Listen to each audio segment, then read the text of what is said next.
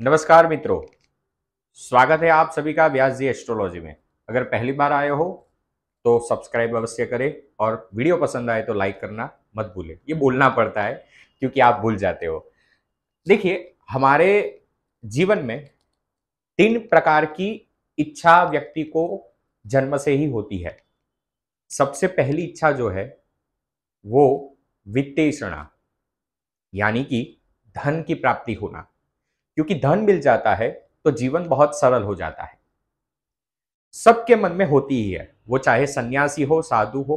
वित्तेषणा यानी केवल धन नहीं, जीने की जो भी आवश्यक वस्तुएं हैं उसकी प्राप्ति करना। दूसरे नंबर में जीने की इच्छा। कौन नहीं चाहता जीना, सबको ही चाहते हैं। और तीसरी इच्छा, जब हम न रहे तब हमारा वंश रहे, यानी कि पुत्रेषणा। पुत्रेषणा ये होनी भी आवश्यक है हर व्यक्ति के जीवन में। और पुत्र प्राप्ति के लिए ही हमारे शास्त्र में धर्म, अर्थ, तीसरे नंबर पे काम और चौथे नंबर पे मोक्ष, ये चार जिसे धर्म के पद कहे जा सकते हैं वैसे पुरुषार्थ बताए गए हैं। काम यानी कि विवाह, वैवाहिक जीवन, वह हमारी वैदिक परंपरा के अकॉर्डिंग पुत्र प्राप्ति की जो कामना है उसे पूर्ण करने के लिए है। और साथ में यह भी कहा जा सकता है कि वैवाहिक जीवन वह अनिवार्य अंग है हमारे जीवन का। हमारे भगवान, आदि भगवान श्री कृष्ण भी वैवाहिक जीवन में आए थे, श्री रामचंद्र भी वैवाहिक जीवन में आए थे। तो विवाह ये हमारी परंपरा भी है और हमारा जीने का एक इच्छा जिसे कही जा सके वह भी है। और कौन नहीं चाहता कि वैवाहिक जीवन में कोई बाधा ना आए और वैवाहिक जीवन बहुत उत्तम जाए। लेकिन कई बार होता ऐसा है कि मिसमैच होने के कारण, यानी कि पति और पत्नी दोनों के संबंध जो पूर्व धारणाएं हमारी थी उसके अकॉर्डिंग नहीं रहते। जैसे कि शादी होने से पहले हर पति का स्वप्न होता है कि मेरी पत्नी ऐसी होनी चाहिए, या हर पत्नी का स्वप्न होता है कि मेरा पति, मेरा हस्बैंड ऐसा होना चाहिए। सगाई के समय या फिर दोनों एक दूसरे से मिले उस समय दोनों को लगता है कि नहीं भाई ये अच्छा है या यह अच्छी है, ये मेरी पत्नी बन सकती है, मेरा पति बन सकता है, हम अज्यूम कर लेते हैं। लेकिन होता कुछ ऐसा है कि थोड़े साल जाने के बाद दोनों एक दूसरे से कह देते हैं कि मैं बहुत पछता रहा हूं या मैं बहुत पछता रही हूं, तुझसे शादी करनी नहीं चाहिए थी। और झगड़ा इतना बढ़ जाता है कि दोनों अलग हो जाते हैं, जिसे हम कहते हैं डाइवोर्स। इस डाइवोर्स की परंपरा हमारे हिंदू सनातन धर्म में नहीं है। लेकिन क्या पूर्व समय में भी पति पत्नी दोनों अलग होते थे? जी हाँ, होते थे। पहले के समय में जब शादी होती थी तो पत्नी विदेश चला जाता था, दूर चला जाता था, पत्नी से दूर चला जाता था। डाइवोर्स नहीं होते थे, साइन नहीं होती थी, लेकिन दोनों दूरी में आ जाते थे, संबंध वहां पे नहीं टूटता था। लेकिन आजकल के समय में यह ज्यादातर देखा जाता है कि वैवाहिक जीवन में छोटी सी बात बनी और दोनों ने तय कर लिया कि भाई हमें साथ में नहीं रहना, और बस डाइवोर्स ले लिया, अलग हो गए। तो क्या हमें पूर्व से, पहले से पता हो सकता है कि उस व्यक्ति में ऐसे कुछ योग है? हम यहाँ पे उसी के बारे में चर्चा करेंगे कि कैसे होते हैं डाइवोर्स के योग। हम कैसे पहले से देख सकते हैं जन्म कुंडली में कि इस व्यक्ति में डाइवोर्स के योग है, यानी कि यह विवाह उसका रहेगा नहीं, उसमें विच्छेदन होगा ही होगा। और ये यहाँ पे जितनी भी मैं थ्योरी आपको बताऊंगा, यह थ्योरी उसके अनुसार बता रहा हूं जो मैंने देखे हैं अपने जीवन में, और उन लोगों की जन्म कुंडली को मैंने पढ़ा है।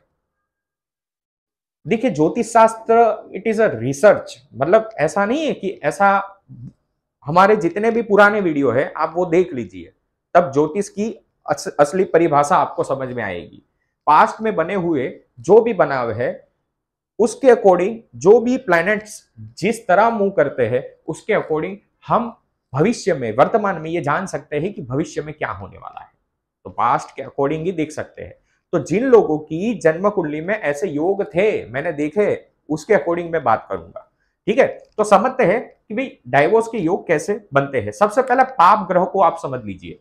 देखिए, सूर्य जो है वह पाप ग्रह है, मंगल है वह पाप ग्रह है, शनि वह पाप ग्रह है, राहु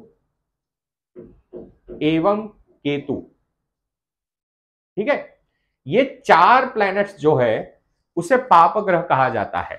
और उसके सिवा जितने भी प्लैनेट्स है उसे शुभ ग्रह कहा जाता है, माना जाता है। जैसे कि चंद्र, ठीक है, चंद्र, बुध,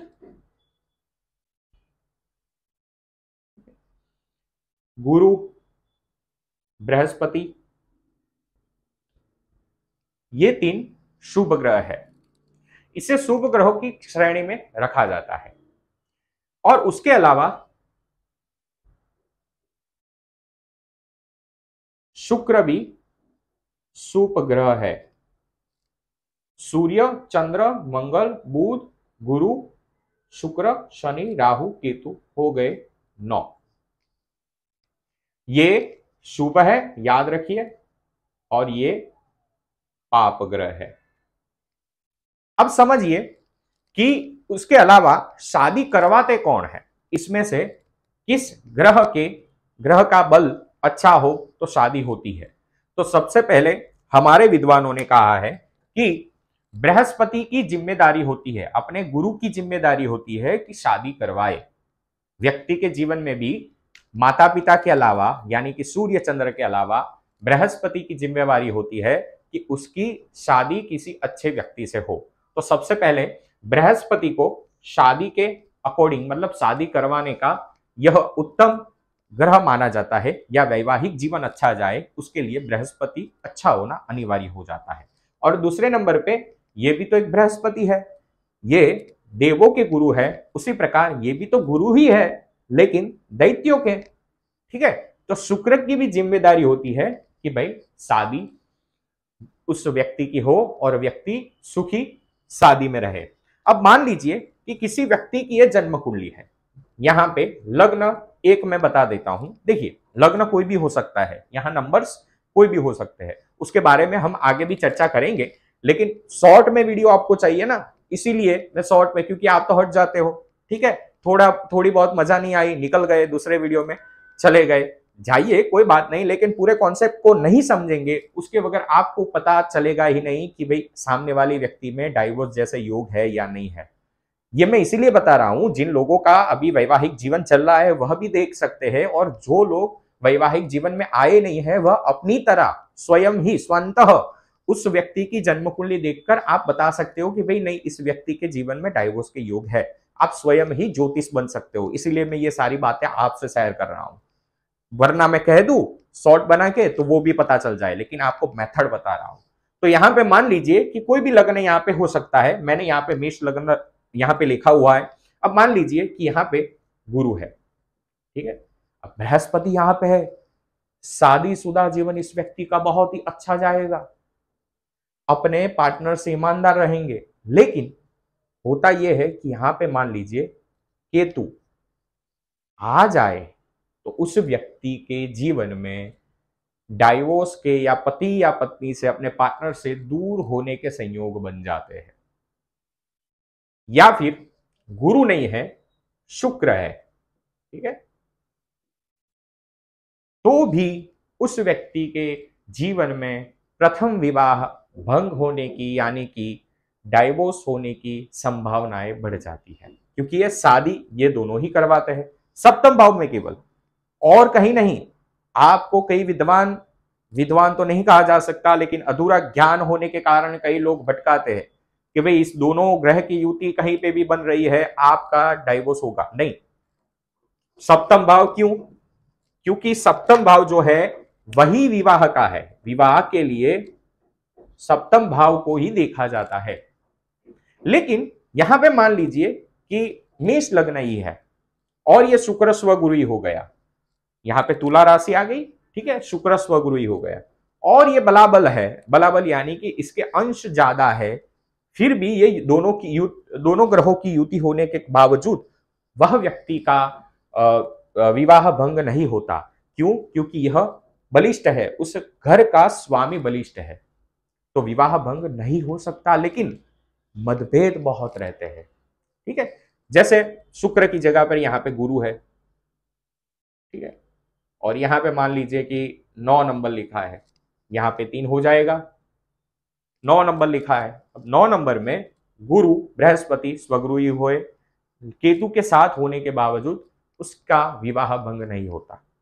उसके अलावा आजकल मांगलिक का बहुत ज्यादा हुआ चला हुआ है, मतलब मांगलिक हो तो विवाह हो ही नहीं सकते, ये वो ये सब चल रहा है।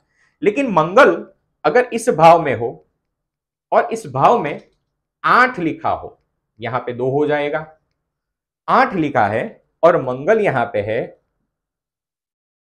तो उस व्यक्ति का वैवाहिक जीवन बहुत ही उत्तम, बहुत ही अच्छा जाएगा। मांगलिक दोष तो फिर भी आएगा, लेकिन वैवाहिक जीवन बहुत अच्छा जाएगा। उसके साथ में अगर केतु भी हो तो भी कोई परवाह नहीं, मतभेद होते रहेंगे लेकिन डाइवोर्स नहीं होगा, ठीक है।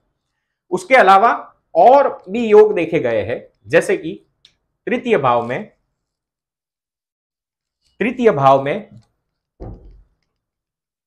बृहस्पति हो, यहां पर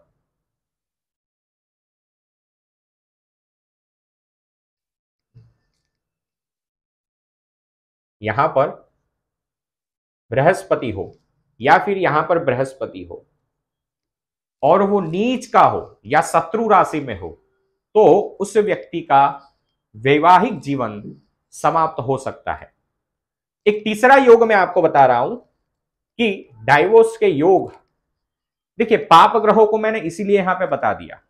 अब मान लीजिए कि यहां पे 5 नंबर लिखा है, ठीक है, यहां पे 1 नंबर लिखा है, यहां पे 10 नंबर लिखा है, यहां पे कोई नंबर नहीं लिखा है, या फिर राहु केतु के बारे में मैं बोल रहा था, उसकी कोई राशि नहीं है वैसे भी, लेकिन 5, 1, 10 या फिर सूर्य की राशि, माने कि इस घर का स्वामी सूर्य हो रहा है, पाप ग्रह हो रहा है, मंगल हो रहा है, शनि हो रहा है, ये 3 पाप ग्रह इस भाव के स्वामी हो रहे हैं और वो यहां पे है, ठीक है। सूर्य यहां पे है, 5 नंबर यहां पे लिखा है, और मंगल 1 नंबर लिखा है और यहां पे मंगल है, या फिर यहां पे है, ठीक है, मंगल एवं सूर्य, 5, 1, 2 में से कोई भी, मतलब कि इस घर का स्वामी पाप ग्रह हो रहा है और वह 6ठे, 8वें और 12वें भाव में है, तो उस व्यक्ति का विवाह निश्चित रूप से भंग होगा ही, प्रथम विवाह उसका नाश होगा ही, ये तय है, पाप ग्रह है तो, ठीक है। अब मान लीजिए कि इस भाव का स्वामी शुभ ग्रह हो रहा है, ठीक है, शुभ ग्रह हो रहा है, यानी कि चंद्र, बुध, गुरु, शुक्र, इनमें से कोई हो रहा है और वह इस भाव में है, 6, 8, 12 में है, तो क्या उस व्यक्ति का विवाह भंग होगा? नहीं होगा। असमंजसताएं चलती रहेगी, उसकी प्राइवेट लाइफ, बेडरूम लाइफ वह थोड़ी डिस्टर्ब हो सकती है, लेकिन वैवाहिक जीवन नष्ट नहीं हो सकता, ठीक है। उसके साथ में और एक संयोग है, सप्तमेश 6ठे, 8वें, 12वें भाव में बैठा हो, वह चाहे पाप ग्रह हो या शुभ ग्रह हो, ठीक है, और उसकी युति मान लीजिए कि शुभ ग्रह है और पाप ग्रह से हो रही है, यानी कि बुध सूर्य एक साथ में है, चंद्र या शनि एक साथ में है, सप्तमेश होकर एक साथ में है, तो उस व्यक्ति का विवाह भंग हो सकता है, उसकी संभावनाएं बनती है। अब वैवाहिक जीवन बहुत अच्छा जाए, उसके योग कौन से है? मतलब उत्तम प्रकार के वैवाहिक जीवन, उत्तम प्रकार का, बहुत ही अच्छा, ऐसा मान लीजिए, एग्जाम्पल देता हूं कि पति है, ऐसा विवाह वैवाहिक जीवन होना चाहिए। पति है, सुबह जॉब पर निकलता है, जॉब पर निकलते समय फोन की घंटी बजती है घर की, उठाने को वो जा रहा है, पत्नी बोल रही है कि भाई आप ऑफिस जाओ, आप चले जाओ, मैं बात कर लेती हूँ, शाम को मैं आपको बताती हूँ, आप अपना टाइम हो गया ऑफिस पे चले जाओ, टिफिन तैयार करके सब कुछ दे दिया। फोन उठाया पत्नी ने, पता चला कि भाई दूर का कोई रिश्तेदार, उसकी डेथ हो गई है। अब रिश्तेदार की डेथ हो गई ये जानकर वो पति को परेशान नहीं करती, वो खुद स्वयं वहां पर जाती है, व्यवहार अच्छी तरह से निभा लेती है। शाम को जब पति घर पे आता है, पूछता है कि फोन आया था, किसका था? पत्नी बोलती है कोई बात नहीं, ये एक्सपायर हो गए थे, मैं वहां पर जाकर आई। इस तरह का वैवाहिक जीवन, यानी एक दूसरे को समझने वाले, ऐसा वैवाहिक जीवन किसकी जन्मकुल में होता है? और ऐसे योग आप हमें बताइए। देखिए, हम पॉजिटिव भी बताएंगे, नेगेटिव, दोनों जानना जरूरी है हमारे जीवन के लिए। एस्ट्रोलॉजी वही चीज है कि दोनों के बारे में हमें पता चले कि भाई हमारे जीवन में आगे ऐसा क्या होने वाला है। ठीक है, तो इस तरह शुभ योग यानी विवाह के उत्तम प्रकार के योग के बारे में नेक्स्ट वीडियो हमारा आने वाला है, आप जरूर से देखें। इस चैनल को सब्सक्राइब करना मत भूलिए, वीडियो को लाइक करें, और जिनके डाइवोर्स होने वाले हैं या फिर हो रहे हैं उनको भी ये वीडियो भेजिए, ताकि पता चले कि ऐसे योग है तो उसके लिए क्या करना है, उसका उपाय भी वो कर सके, उनके वैवाहिक जीवन को संभाल सके। और एक योग बता देता हूं, मान लीजिए कि यहाँ पे पाप ग्रह शुक्र है, सॉरी शुक्र तो शुभ ग्रह हुआ, लेकिन मान लीजिए कि यहाँ पे सूर्य है, ठीक है, और 5 नंबर लिखा है। अब इस सूर्य की अंतरदशा या फिर प्रत्यंतर दशा पाप ग्रह के बारे में, यानी सूर्य मंगल शनि ये तीनों गिने जाएंगे, या फिर अंतर महादशा, ये जब व्यक्ति पर से पसार होगी या फिर गोचर में यहां पे से पसार होंगे, तब उस व्यक्ति के जीवन में मतभेद बढ़ेंगे और डाइवोर्स तक बात पहुंच जाएंगी। लेकिन डाइवोर्स होगा कि नहीं होगा, उसके लिए इसका बल देखना भी आवश्यक है। लेकिन मतभेद बहुत बढ़ जाएंगे, लास्ट डाइवोर्स तक बात आ जाएगी। तो ये हमारा एक और एक सजेशन रहा। तो किसी की भी जन्म कुंडली में आप इजीली इस तरह देख सकते हो। आप बने रहिए व्यास जी एस्ट्रोलॉजी में। आप सबका आभार, यहां तक आपने वीडियो देखा। और हाँ, लग्न योग बन नहीं रहे हैं तो उसके लिए क्या करना चाहिए, तो एक वीडियो है, गुजराती में होगा, अगर आपको गुजराती आती है तो देख सकते हो, नहीं आती है तो कमेंट करें, हम हिंदी में भी आपके लिए बना के लाएंगे। जय श्री कृष्ण। जय श्री कृष्ण। व्यास जी एस्ट्रोलॉजी में आपका स्वागत है मित्रों। चैनल को सब्सक्राइब करें और बेल आइकन अवश्य प्रेस करें। अगर वीडियो पसंद आई तो लाइक करना मत भूलिए और मित्रों के साथ शेयर कीजिए। आप अपडेट पाने के लिए हमें सोशल मीडिया पर भी फॉलो कर सकते हो। हमारा आईडी है @vyasgastrology।